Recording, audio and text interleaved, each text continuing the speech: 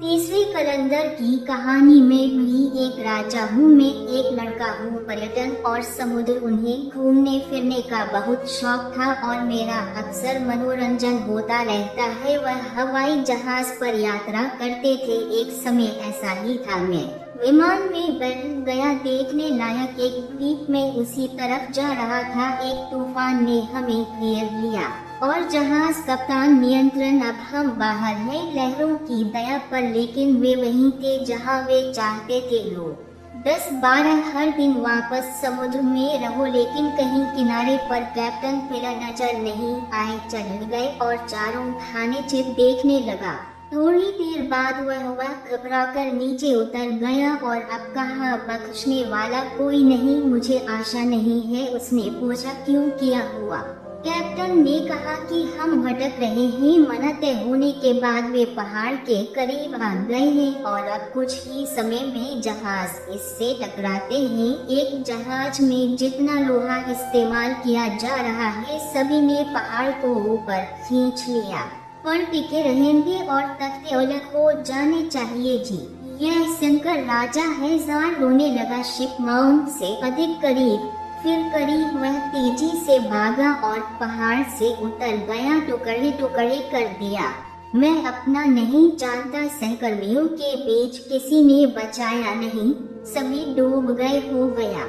मैंने एक तोड़ दिया। टकाटुम द्वारा समर्थित जग भी रहा था दूसरे पहाड़ का किनारे पर। मैं भगवान का शुक्र है और बोट को पहाड़ पर छोड़ना ऊपर चढ़ा, देखा कि एक पुरुष है। इसमें एक विशाल गुंबद है और उसके ऊपर एक पीतल का बना हुआ। मैं देर तक सवारी करता हूँ, सवालिया निगाहों से वह देखता ही रह गया। इतने में रात हो गई। मैं एक सुरक्षित वहाँ जगह देख रहे हैं, रात को सो गया। सपने में एक बूढ़ा आदमी, उसने मुझे देखा, यह कहते हुए कि उठो और उसी स्थान पर जाओ, तुम जहाँ हो वहीं खो जाओ। तुम अंदर सो रहे हो, तुम्हें पीतल का एक मिल गया धनुष और बाण मिल जाएगा। एक डॉट बॉल सवार को मारो, घोड़ा गिर जाएगा, आपके पास आऊंगा। फिर उसी स्थान पर होप मिस पार दुनिया को दफना दो। मैं समुद्र में हूँ, तूफान उठेगा, तुम घोड़े पर बैठा हो और नीचे जाओ और समुद्र में एक नाव फाइंडिंग यू, तुम्हें यह अवश्य मिलेगा। यह सवारी जाओ, लेकिन यह विचार इसमें बैठने के लिए बाद में भगवान का कोई नाम नहीं लेने के, नहीं तो जहाज डूब जाएगा। चल अटो, ये क्यों नहीं? सभी शहर और सुबह फैक्ट्री सुबह है। मेरी आंखें खोलो तो मैं गया। निर्देशानुसार कार्य करें शुरू हुआ और सब कुछ ऐसा ही मेरे लिए एक सपने की तरह आया। मुझे ऐसा बताया गया है, मैं घोड़े की मदद करता हूँ से एक नाव पर सवार हो गया। वह नाव एक पटेल का नाविक गाड़ी चला रहा था। प्रतिदिन 8 पैसे तक नाव चलते रहो। उसी बात में बढ़त नजर आने लगी। सूखापन देखना, मैं बहुत खुश हूँ। ऐसा हुआ कि मैं मर गया। द्वारा बताया गया सावधानी भूल गई, शक्तिहीन। यहाँ भगवान के नाम मेरी जबान पर आ गया, मेरे मुंह के आसपास। भगवान का शुक्र है कि यह चला गया। नाव बर्बाद हो गई है, चला गया और मैं फिर से पानी में फाड़ने लगा।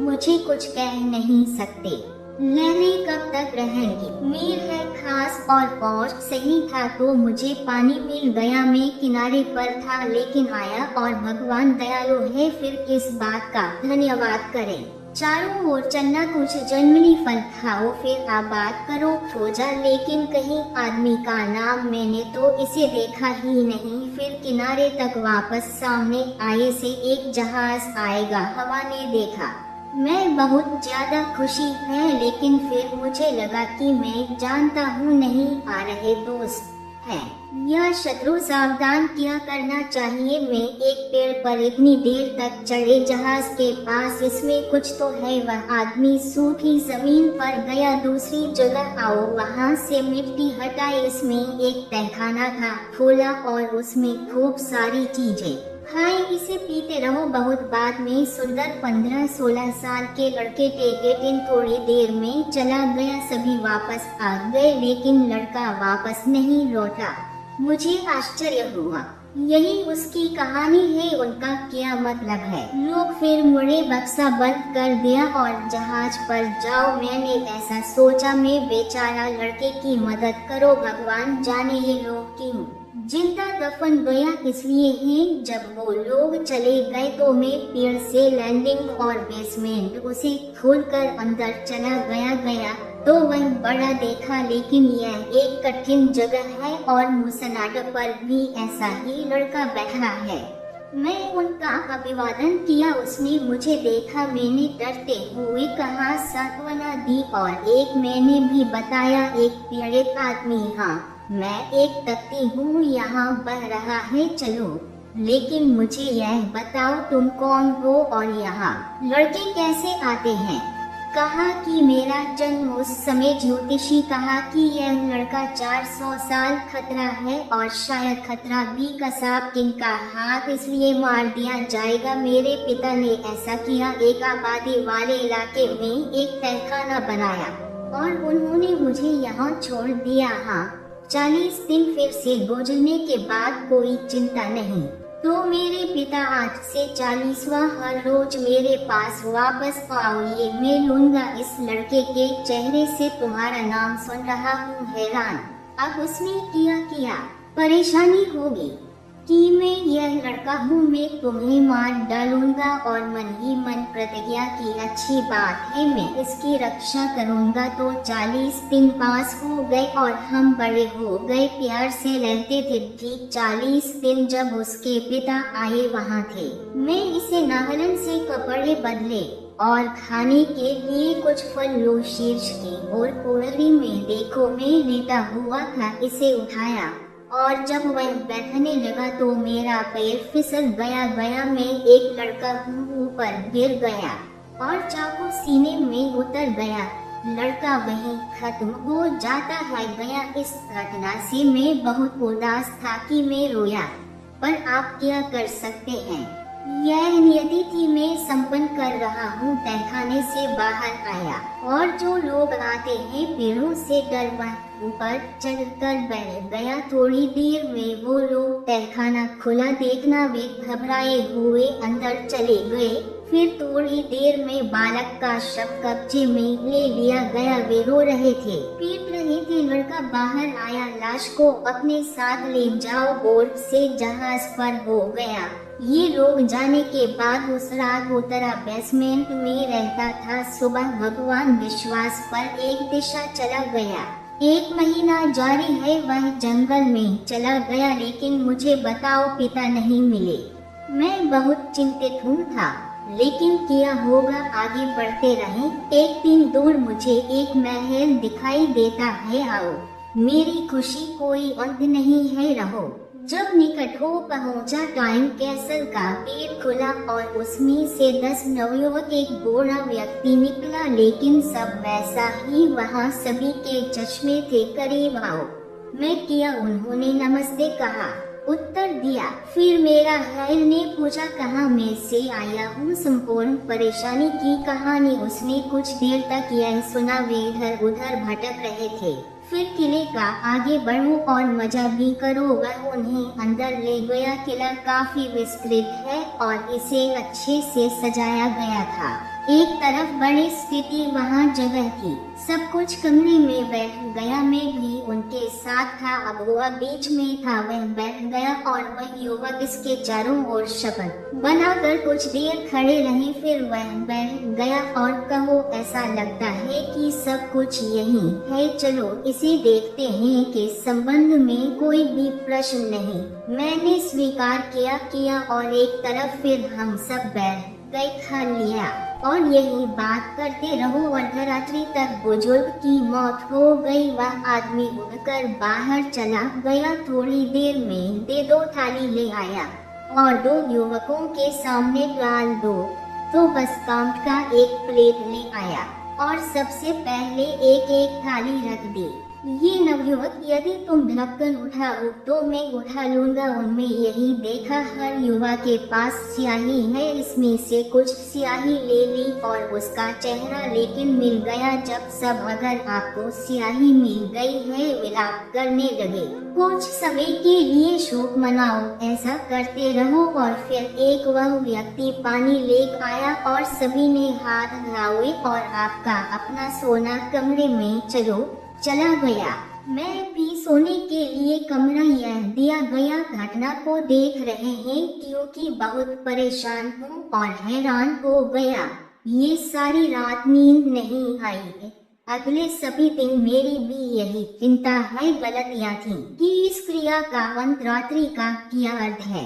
ये लोग, फिर उसने वैसा ही किया। मेरा माप धैर्य है संतुष्ट, और मैं ऐसे ही पूछ लिया, आप लोगों का ऐसा करने का कारण क्या है।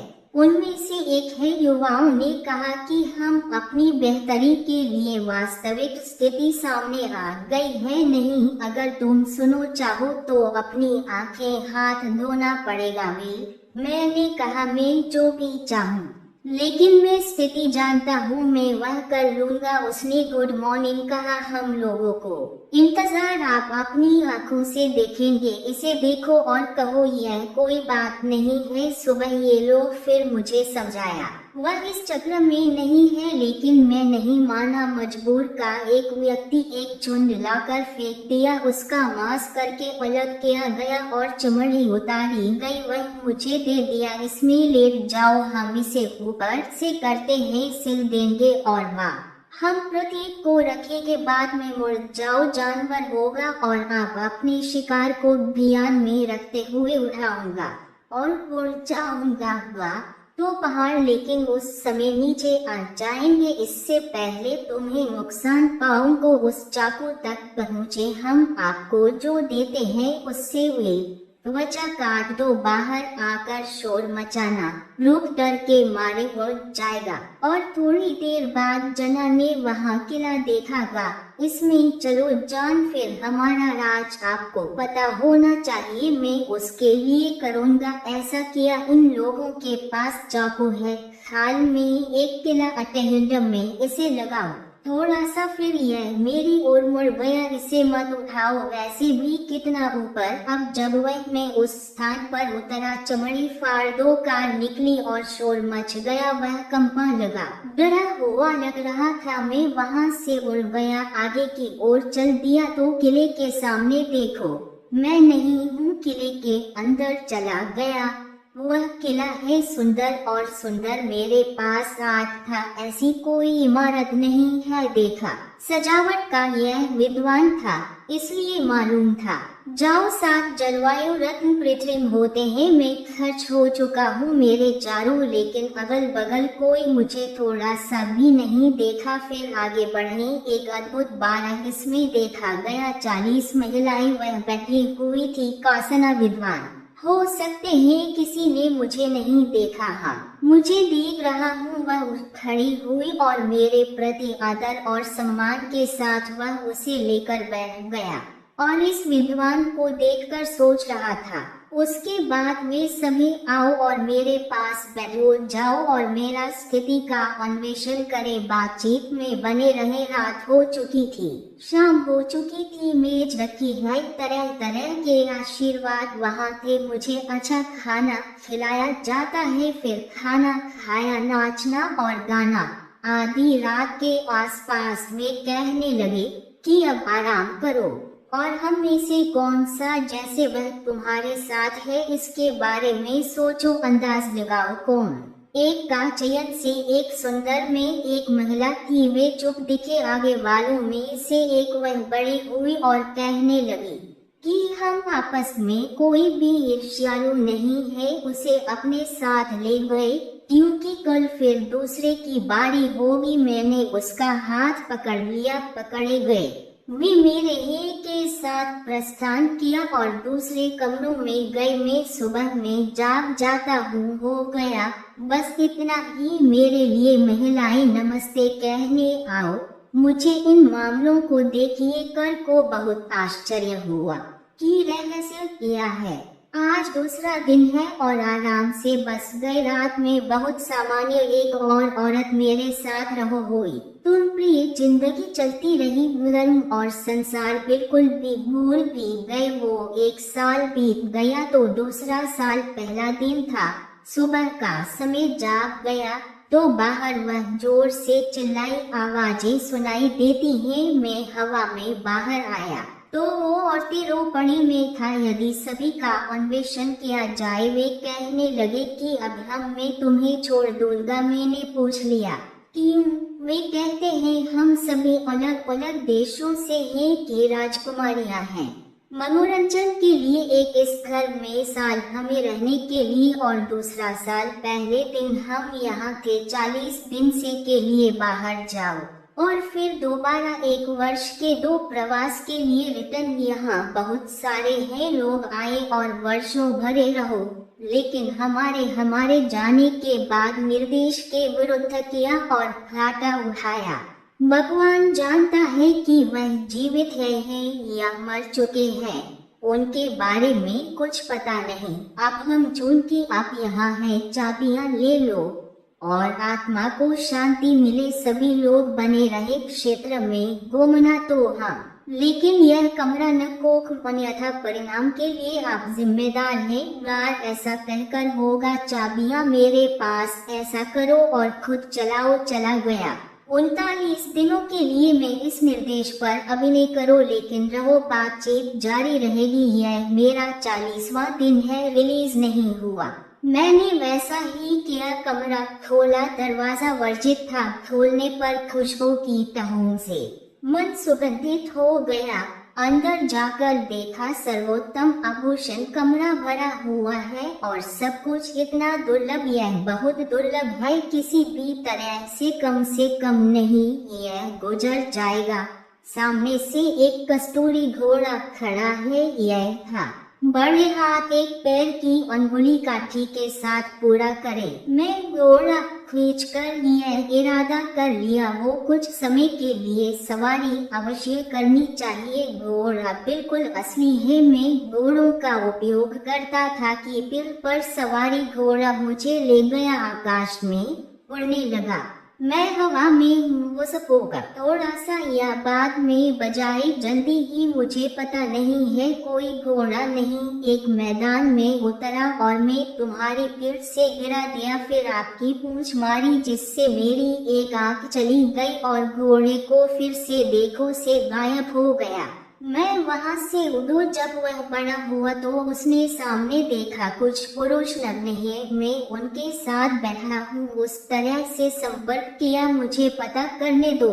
लेकिन ये लोग मुझे डांटा और कोई बातचीत नहीं। मैं वहाँ नहीं हूँ से आगे बढ़े और कलंडाना मोड़। उन्होंने फैसला ले लिया, इधर उधर भटकता रहा। वे दोनों यहाँ कलंडों से मुलाकात हो गया। जुबैदा ये कहानी सुनने के बाद जाना भी है तो मान लिया। खलीफा बैरन और जाफर और मसरूर का की ओर आकर्षित, कहो तुम भी अपने हो कहानी। और जाफर बताओ, कहा कि हमारा हालात तो बस यही है, वे वही है जो हमारे पास है। घर में प्रवेश यह पहले कहा गया था। जुबैदा ने बुलाया, दासों को आदेश, उन सभी को यह दिया गया, फिर बाहर निकलो। ये सभी लोग बाहर आओ। खलीफा के संकेत पर जफर इन कलंदरों के मालिक हैं साथ ले गया। सुबह जब खलीफा हारून अल रशीद बार सजाया गया था तो राजा ने आदेश दिया, दया पायला माल्ला से जुबैदा सईद और अमीना अपने साथ कैदा के ले जाओ और ओडक करो के साथ अनुपालन। जब जुबैदा ने देखा खलीफा और जाफर, लेकिन अगर यह उन पर गिर जाता है, पहचान से काम रहा है, उसने कहा कि ये वही है, रात्रि इंजलसना व्यापारी है, रात की गुस्ताखी खलीफा का अंत किया है। हारून अल रशीद द्वारा जुबैदा की अपनी परिस्थितियां हैं समझाने का आदेश दिया। जुबैदा आगे बढ़ी और इस प्रकार आपकी परिस्थितियां जीवन का वर्णन करने के लिए उन्होंने दूसरे में शुरुआत की। मैं वीडियो पेश करूंगा।